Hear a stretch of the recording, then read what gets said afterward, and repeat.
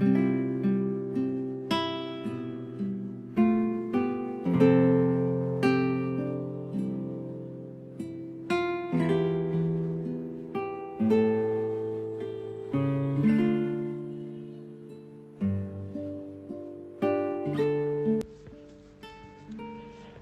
mabuting balita ng Panginoon ayon kay San Lucas. Noong panahong iyon, isinaysay ni Jesus ang isang talinghaga sa mga nakarinig ng una niyang pangungusap. Ginawa niya ito sapagkat malapit na siya sa Jerusalem at ang akala ng mga tao ay itatatag na ang kaharian ng Diyos. Sabi niya, may isang mahal na taong nagtungo sa malayong lupain upang gawing hari at magbalik pagkatapos niyon. Bago siya umalis, tinawag niya ang 10 sa kanyang mga alipin. Binigyan niyang mga ito ng tag-iisang salaping ginto at sinabihan sila, "Ipangalakal niyo iyan hanggang sa pagbabalik ko." Puot na puot naman sa kanya ang kanyang mga kababayan, kaya't pagkaalis niya, nagsugo sila ng mga kinatawan upang sabihin sa kinauukulan, "Ayaw naming maging hari ang taong ito." Ngunit ginawa ring hari ang taong iyon. Umuwi siya pagkatapos at pinatawag ang mga aliping binigyan niya ng salaping ginto.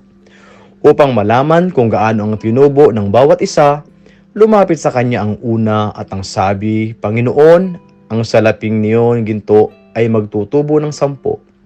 "Magaling," sagot niya. "Mabuting alipin, yamang naging matapat ka sa kakaunting bagay, pamamahalain kita sa 10 bayan." Lumapit ang ikalawa at ang sinabi, "Panginoon, ang inyong salaping ginto ay nagtubo ng 5. At sinabi niya sa kanya, "Mamamahala ka sa 5 bayan." Lumapit ang isa pang alipin at nagsabi, "Panginoon, heto po ang inyong salaping ginto. Binalot ko po sa panyo at itinago. Natatakot po ako sa inyo sapagkat napakahigpit ninyo. Kinuha ninyo ang hindi sa inyo at tinaani ang hindi ninyo inihasik." Sagot siya ng kanyang Panginoon, "Masamang alipin, sa salita mong iyan kita hahatulan. Alam mo palang ako'y mahigpit. Sinabi mo, kinukuha ko ang hindi sa akin at inaani ko ang hindi ko inihasik. Bakit hindi mo inilagay sa bangko ang aking salapi? Pagbalik ko sana'y may tinubo ang puhunang ito." At sinabi niya sa mga naroon, "Kunin ninyo sa kanya ang salaping ginto at ibigay sa may 10. "Panginoon, siya po'y mayroon ng 10 salaping ginto," wika nila.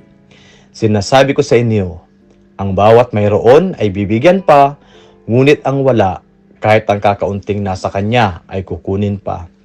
Tungkol naman sa mga kaaway, kung aayaw na ako'y maghari sa kanila, dalhin ninyo dito at patayin sa harapan ko." Pagkasabi nito, nagpauna si Jesus patungong Jerusalem. Ang mabuting balita ng Panginoon.